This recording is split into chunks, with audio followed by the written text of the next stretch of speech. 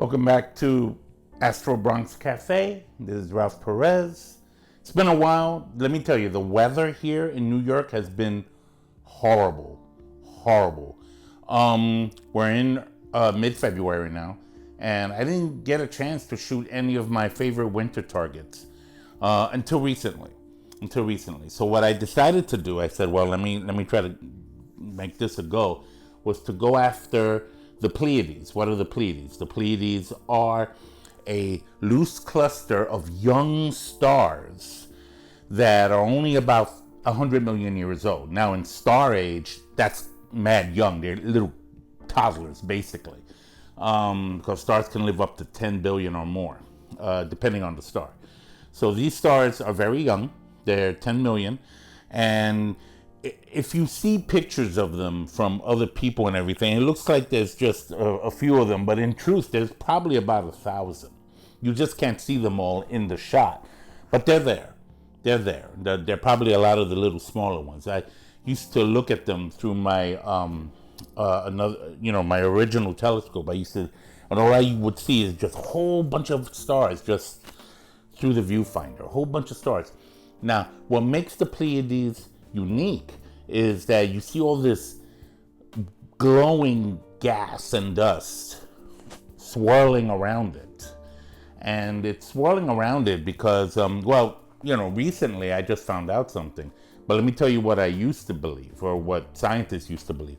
That swirling gas and dust for like ever was used to think it was just the leftover nebulosity or nebula that they were formed from, because stars are born from nebulas, gas and dust that condense to create, stars. So a lot of people, a lot of scientists thought that was what that was. But recent studies have shown that may not be the case with the Pleiades, that all this is these stars don't just sit where they are. They're part of our Milky Way galaxy. Just like our sun, just like all the other 400 billion stars that make up this galaxy, it swirls around the center. So we're in constant motion. And some stars move a little faster than others and whatever. The Pleiades are in movement, and they think that the Pleiades are moving through this gas and dust, and that's what's showing that swirly look. That light blue, because that's what the stars are. The stars themselves are blue, so the dust and gas are reflecting off that blue color of the stars. So it's a very favorite target of astrophotographers everywhere. We love taking pictures of it. I tried taking a picture of it a few years ago. I wasn't satisfied with the results. I'm going to give it another shot, but this time I have a new friend here. This is a new star tracker that I upgraded to. It's called the Adventurer GTI, and it's basically an equatorial mount, again, like the other one I used to own, or still own. I still have it.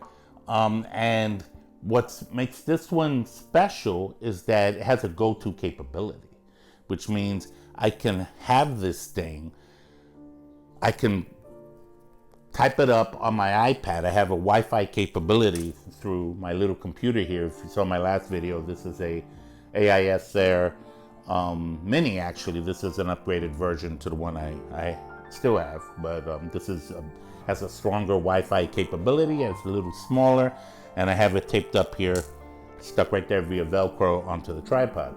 And what it does is it connects to the mount, and I connect the camera to the mount, to the little computer here, the little red box. And what it does is it helps after I polar align. If you see my other video, I explain what that is.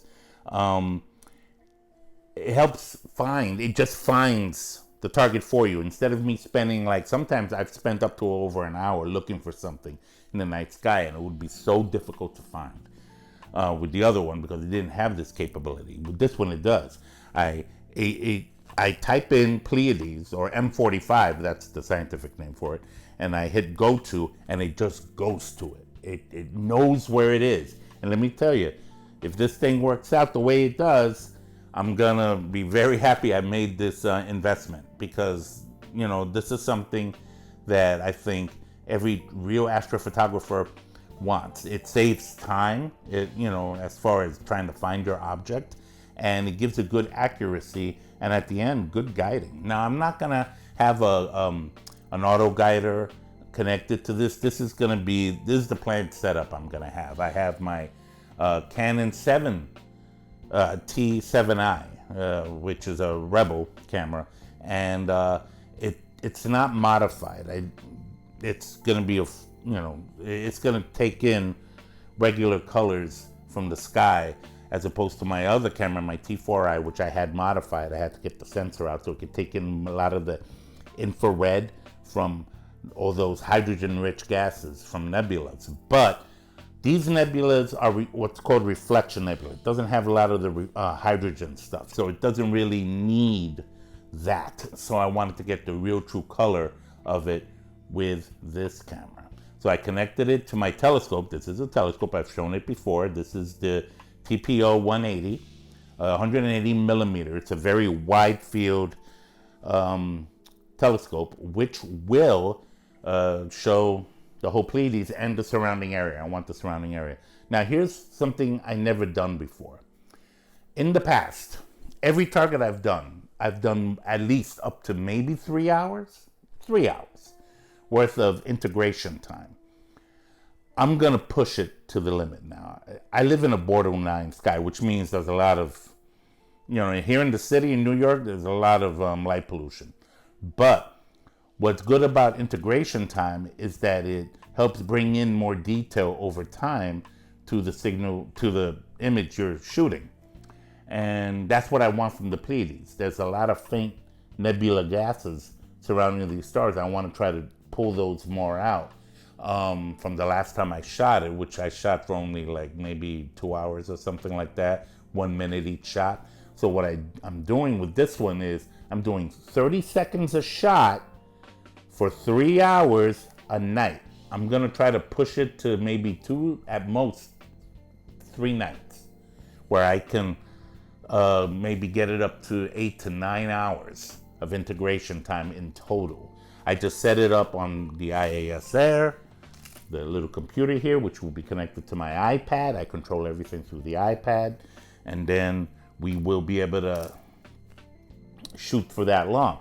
It's supposed to be a very clear week, actually, here in early February, and the moon won't be around. So that's a good opportunity. I figured, you know what?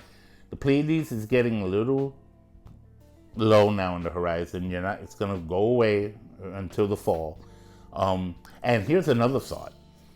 I am also planning to store and keep all the light frames that I'm gonna take of the Pleiades during this week, and I'm gonna save it.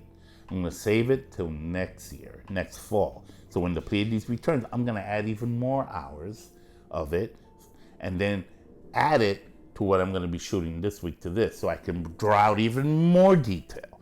See, and so sometime this fall, I'm gonna make a follow-up video about the Pleiades and what I'm gonna do with this. Now, this here is the secret sauce for a light polluted area. This is a light pollution filter that I'm gonna put at the end here. I can actually literally screw it at the end here of the telescope, where it's called the Optolong L Pro.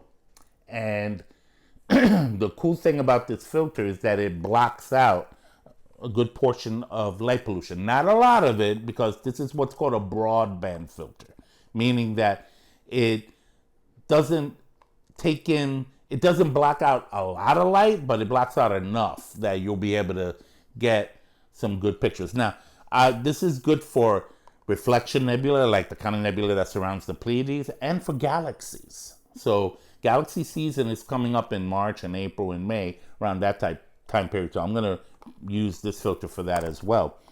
So yeah, I'm just letting you know what I'm doing with that. I'm very excited about using my new mount, and let's see what happens when I take it out there and show it. What are the Pleiades, real quick?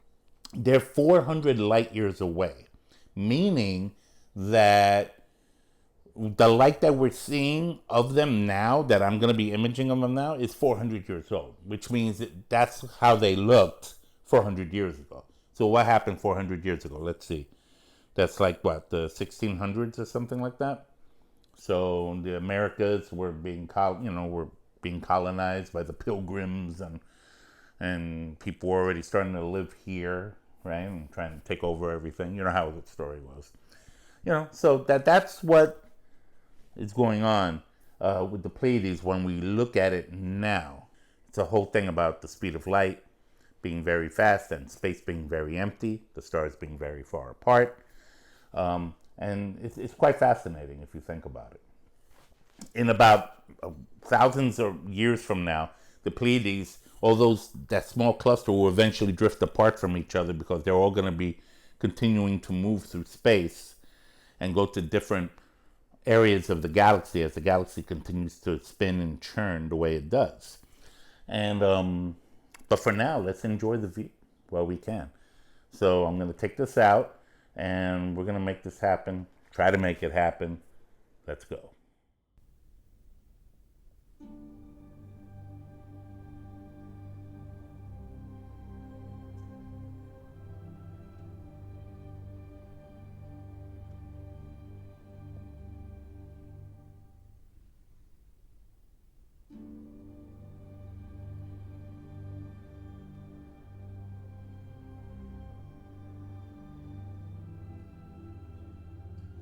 Now, as it's shooting, it doesn't really look like much here.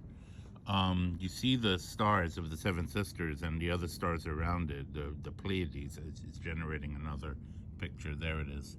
So it's taking the images for 3 hours. That's the integration time, in combination with another 3 hours from the previous night. And 6 hours in total. I've never done it this long before.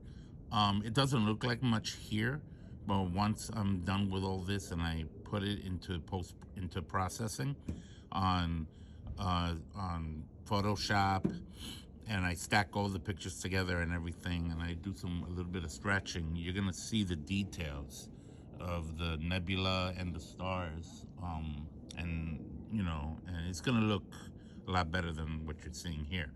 All that matters now, as I'm shooting this, is that I make sure that each shot, the stars are nice and round, and they look very nice and round, which means that the Star Adventure is indeed tracking very accurately, very well, and we're good to go. So let's see what happens. Okay, guys.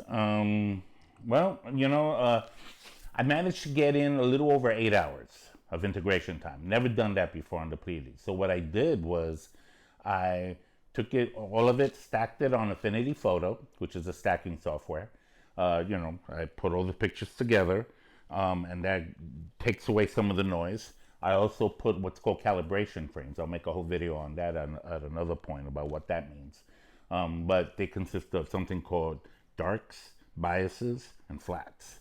What the heck is that? I'll let you know, or you can go to other astrophotographers here on YouTube and find out sooner if you're not patient. But that's okay. I have no problem with that. That's how I learned. I learned from watching them. And then what I did after I stacked them, I put it in a software system called Cirro. Cirro stacks also, but it does a few other things, background extractions, because there was a lot of noise. And this has to do with, it might have to do with the camera I was using. It may have to do with the light pollution. There are different variables to that.